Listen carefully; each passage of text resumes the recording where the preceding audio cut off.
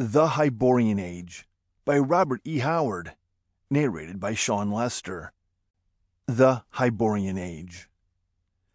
Of that epoch known by the Nemedian chroniclers as the pre-cataclysmic age, little is known except the latter part, and that is veiled in the mists of legendary.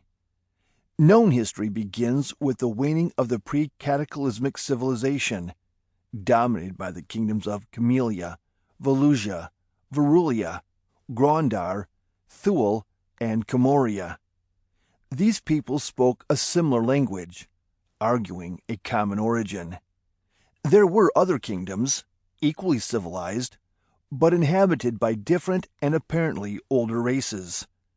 The barbarians of that age were the Picts, who lived on islands far out on the Western Ocean.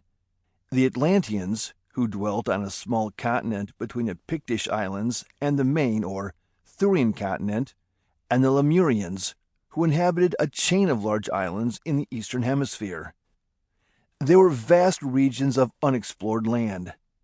The civilized kingdoms, though enormous in extent, occupied a comparatively small portion of the whole planet. Volusia was the westernmost kingdom of the Thurian continent, Grondar the easternmost. East of Grondar, whose people were less highly cultured than those of the kindred kingdoms, stretched a wild and barren expanse of deserts. Among the less arid stretches of desert, in the jungles, and among the mountains, lived scattered clans and tribes of primitive savages. Far to the south, there was a mysterious civilization, unconnected with the Thurian culture, and apparently pre-human in its nature. On the far eastern shores of the continent there lived another race, human, but mysterious and non-Thurian, with which the Lemurians from time to time came in contact. They apparently came from a shadowy and nameless continent lying somewhere east of the Lemurian islands. The Thurian civilization was crumbling. Their armies were composed largely of barbarian mercenaries.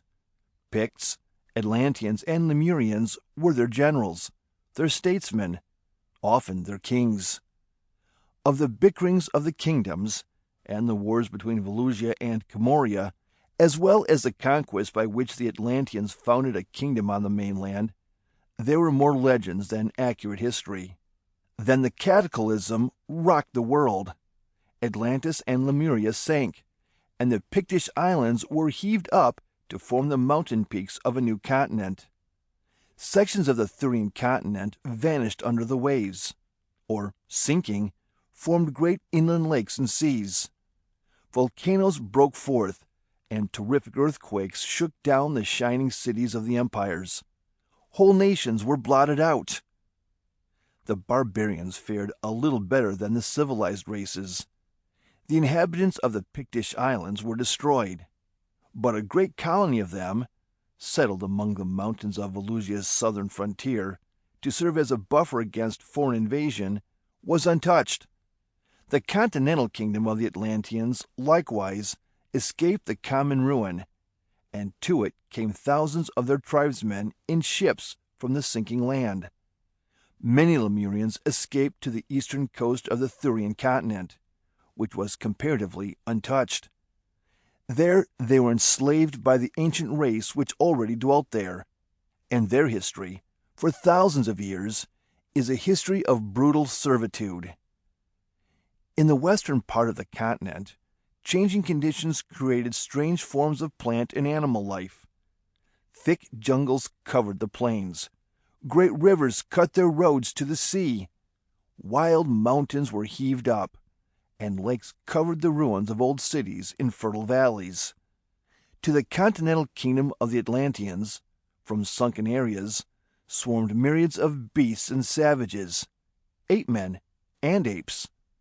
Forced to battle continually for their lives, they yet managed to retain vestiges of their former state of highly advanced barbarism. Robbed of metals and ores, they became workers in stone, like their distant ancestors, and had attained a real artistic level when their struggling culture came into contact with the powerful Pictish nation. The Picts Sample complete. Ready to continue?